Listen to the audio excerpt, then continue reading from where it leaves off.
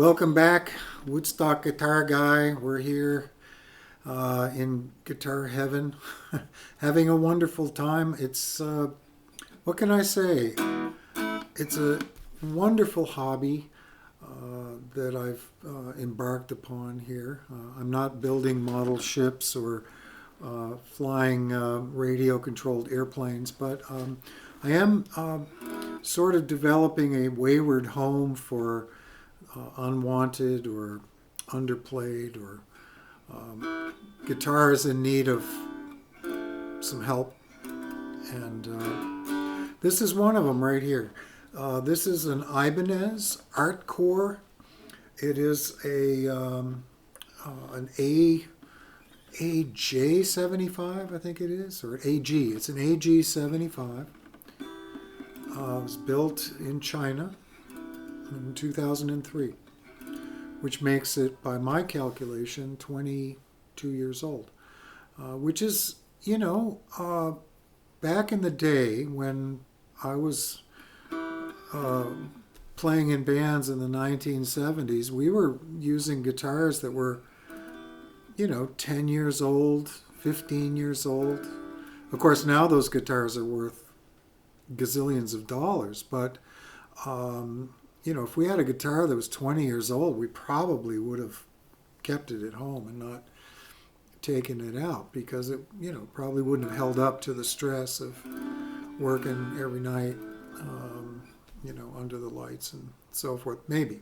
I don't know. But here's a guitar that's 22 years old.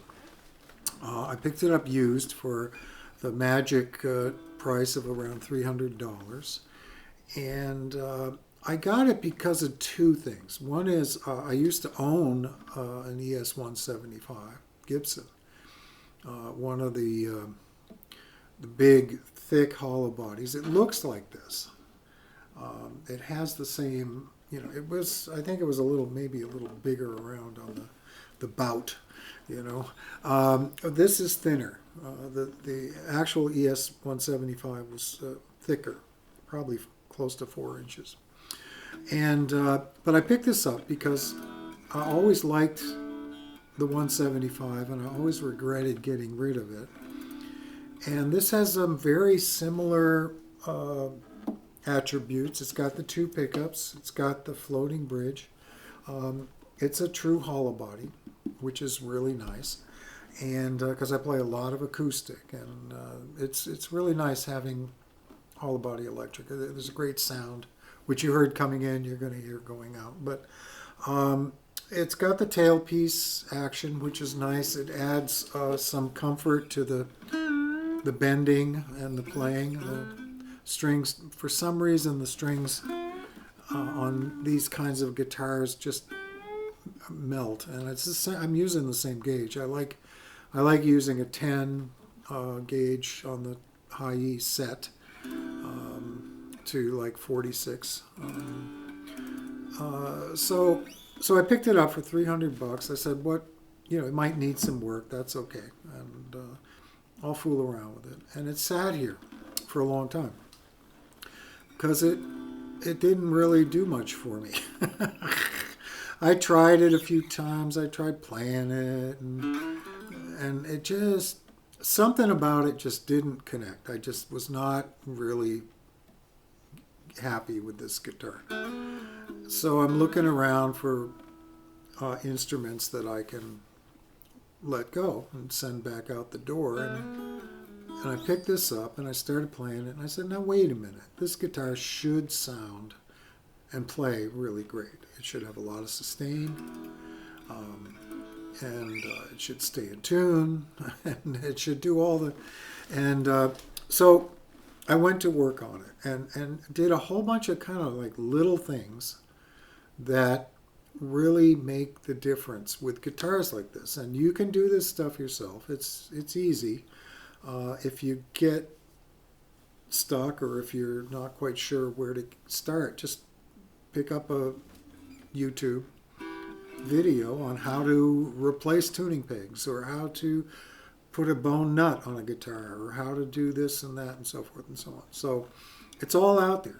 You don't need me to tell you. You just go, you're watching a YouTube video now, so all you got to do is just scroll down and or go up into the search function and with the little spyglass and type in what you're looking for and see what comes up. But I will say, I will talk about what I did to this guitar. I won't show you how to do it, but I'll talk about what I did and what a difference it makes. That, I think, is the key, and the reason I'm kind of doing these videos, at least at this point, is to kind of take some of the mystery away, the fear. I used to be scared to death of touching a guitar. I was like, oh no, I'll ruin it, you know. Well, you'll get over that after you know, maybe ruin one or two. I would start with the real cheap ones if I were you. That's what I did, and work your way up to the, you know, this is probably considered an intermediate guitar. This is not, I consider it pro level. I like it, feels great, plays great, but the real pros, they would want probably not an Ibanez Artcore. They would want something higher end, you know, more whatever. So what I did was try to make this guitar feel a little more higher end for not a lot of money. And that's the goal, and that's the challenge, and that's the fun. That's the fun of it. The guitar came with some modifications already. First of all, the pick guard is gone. It wasn't with the guitar. And I personally like pick guards, and I went looking to price one, and to get a match for this guitar is, you know, a lot of money. It's like $50 or something just for the pick guard. So I'll probably forego the pick guard unless I find something that really strikes my fancy and doesn't cost a lot of money. But it came with a Seymour Duncan, and I believe it's a jazz pickup. Feels like a jazz pickup, sounds like it. And it's got a lot of smooth, low end, very beautiful sounding pickup. I loved it. I thought that makes it all worthwhile, you know, to get something, you know, sight unseen. I bought it online from a music store up in New Hampshire, and they shipped it down here, and I've bought a few used guitars through them, and I've always been very, very happy with the results. The guitars always come through with a little bit more to offer than I expected, and that's always great. And the store is called the Manchester Music Mill. I'll give them a plug right now. Great place. They do online sales, and you know, they're just good guys to work with. Good prices, and they have a wide variety of guitars. They have a warehouse full of used guitars they haven't even displayed yet. That's how many guitars they have, you know. So anyway, so it came with the Seymour Duncan, which was great, but the bridge pickup that came with it, I believed it was an Ibanez. It turns out it was probably not an Ibanez, but it didn't sound all that great. I wanted something more, something a little bit brighter. And the pickup that came in this thing was particularly dull, I thought. So when I swapped it out, I discovered that it was not the original pickup. It had been a replacement pickup. The original pickup had been taken out. And the reason I knew this was because the leads were taped together. It was not direct soldered to the pot. So I untaped it, and I put in a bridge pickup from a Guild electric guitar that I bought, another $300 special, and that was a brand new guitar. We'll feature it on maybe the next episode. I don't know. We'll see what happens. But a great guitar, but it was so cheap because they said the neck pickup didn't work, and sure enough, the neck pickup did not work. It still doesn't work, and it probably never will. That's okay. The bridge pickup sounded great, and I put it in here. and replaced both the pickups in the Guild with pearly gates, Seymour Duncan pearly gates. Now this this pickup is I had to raise it pretty high. You can see it's pretty high up there, and very similar to the one that was in the guitar. It's not an especially hot pickup, but it has a great tone. I really like the tone. The other thing I did to this guitar was I was having a heck of a time keeping it in tune. And it had beautiful tuning pegs. I think, oh, here they are. Let's see. These, they're great. I mean, look at that. It just, oh, I just loved it. You know, it's got that big lima bean or whatever they call that, you know. It was a no-name thing. I don't know if it was original. I don't think it was, because when I took it off, when I took all the tuners off, it looked like the holes had been bored out with a you know, reamer, widened. So, but the tuning pegs didn't work. The guitar was constantly going out of tune, and I replaced the strings. I thought it might be the bridge. I was like, what is going on here? And I had a set of Geiger locking tuners. I had a set here, and I just swapped them out, put the lockers on, and voila, this baby stays in tune. Pretty nice. The other thing I did when I had it all stripped was I noticed that the nut, this is the nut right here, I noticed that the nut appeared to be plastic. And I figured, since I got it all stripped, I might as well, you know, put a bone nut on it. So I did. And the way you do that is you take a little block of wood and a little hammer, little tiny, I use my fret hammer here. See, this is the fret hammer, they call it. It's like a rubber mallet. And sometimes if you have a high fret, you can you move the strings away and you pop it, you can put it back in. But it's also really handy for working around guitars. You don't want a big metal hammer, you know. You want something that's safer and not going to leave a dent or a mark on the if you miss. But anyway, you take a block of wood, you stick it on the other side of the nut, and you go tonk tonk, and the nut pops off. And you got to take this off first too, the cover, which I haven't put back, the cover for the truss rod. Take that off first, pop the nut. I was right, it was plastic. Now, what happens with a plastic nut, especially when they get old, it seems, and I could be, you know, you may have a different take on this, I'm happy to hear in the comments, but it just feels like the strings get a real dull tone. They don't resonate as much. They kind of thud as opposed to zing, you know. And the plastic, it may have sounded great when it was brand new. It may have been whatever, you know, more vibrant or whatever. I don't know. But it's also found on a lot of less expensive guitars. And more of the less expensive guitars are getting away from it. They're going with either graphite or, you know, tusk or whatever, imitation bone, or they're using real bone. And, you know, there are a lot of brands now that are just using real bone. It is a amazingly inexpensive and easy upgrade that gives lasting results. You get wonderful extra sustain. The notes are clear, clean, clearer. They're not thuddy and dull.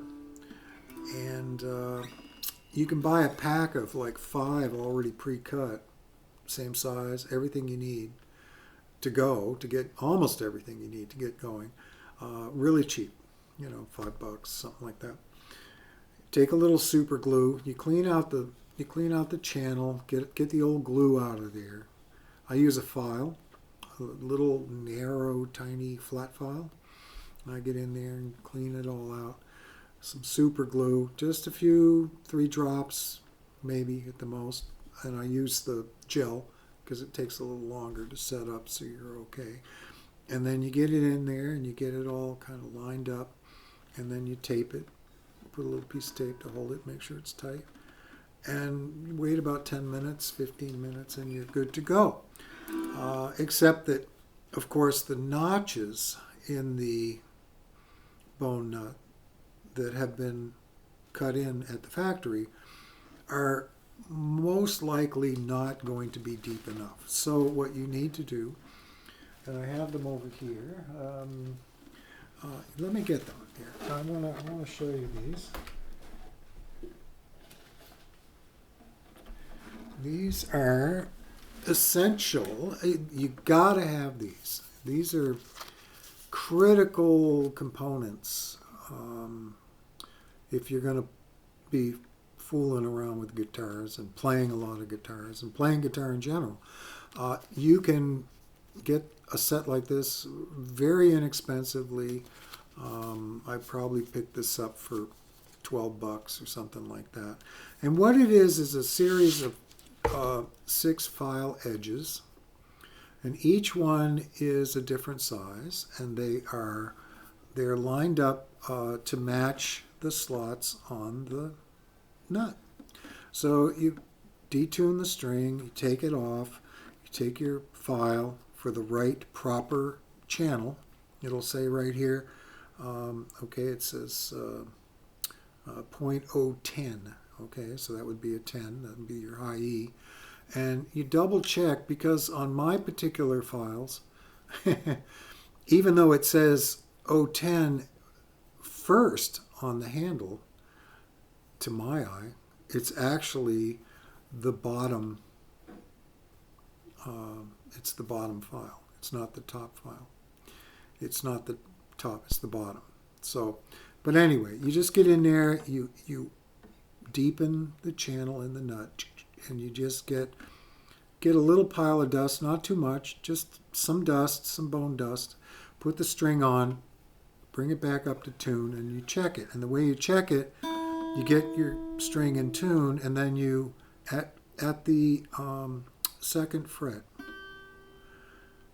if that note is going sharp, which these aren't now because I've got them all fixed, but when I first put this bone nut in, the brand new nut, all of these cowboy chords were like out of whack. I mean, it was just crazy. So what you do is you hit your in tune note, and then you fret it, and if it's sharp, it means that the string is too high in the nut, and when you press down on it, you're actually forcing the string to go sharp. So what you want to do is bring that channel of the nut down using the proper file, which is you got to have these. They're critical. I found, and it took me a while to figure that out too. Once you just a little bit each time, keep putting the string back in, tuning it back up, checking it, until you actually get it so that, when you fret a G, it's a G. It's not a G sharp or a slightly sharp G. I use a tuner. I don't have it right in front of me, but, I use a tuner, and the tuner will show you when you hit that G on the high E string, and then it goes like into the red, it's still high. You got to bring it down. Even if your intonation is good up top, and that adjustment is basically done down here at the bridge, even if you're good up top, you can still be out down here because the strings are sitting too high in the nut. Does that make sense to everybody? I mean, that's kind of what I wanted to talk about, is these little things that really make it. They make such a huge difference.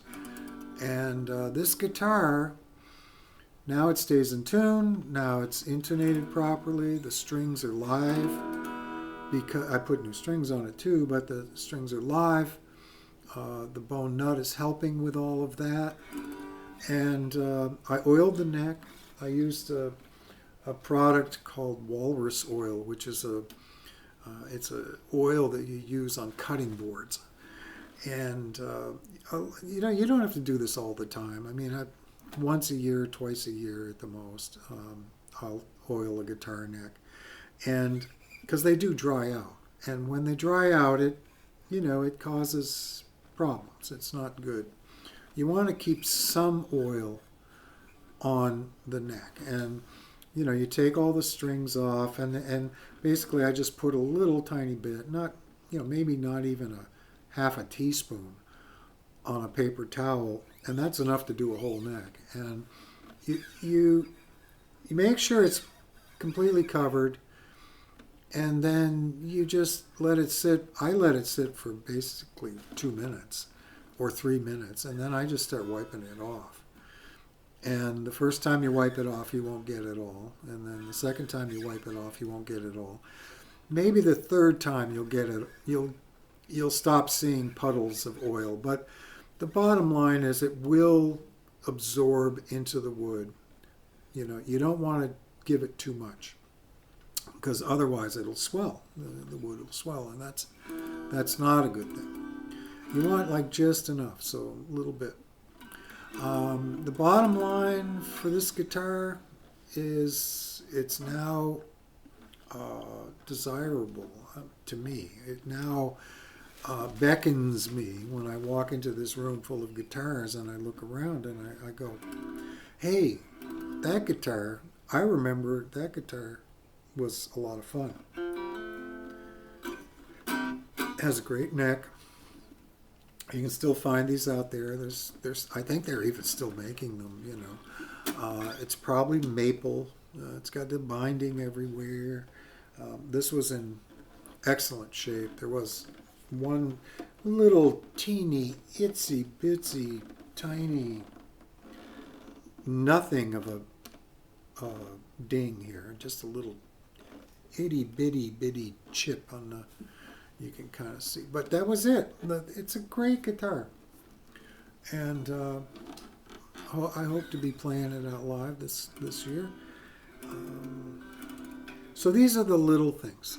And I'll tell you, the pickup is, when you look at any guitar, whether it's inexpensive, expensive, middle of the road, whatever the guitar is, you gotta first consider the pickups. It could play great, it could play like a dream, it could be totally set up fantastic, but if the pickups are bad or just sound lousy,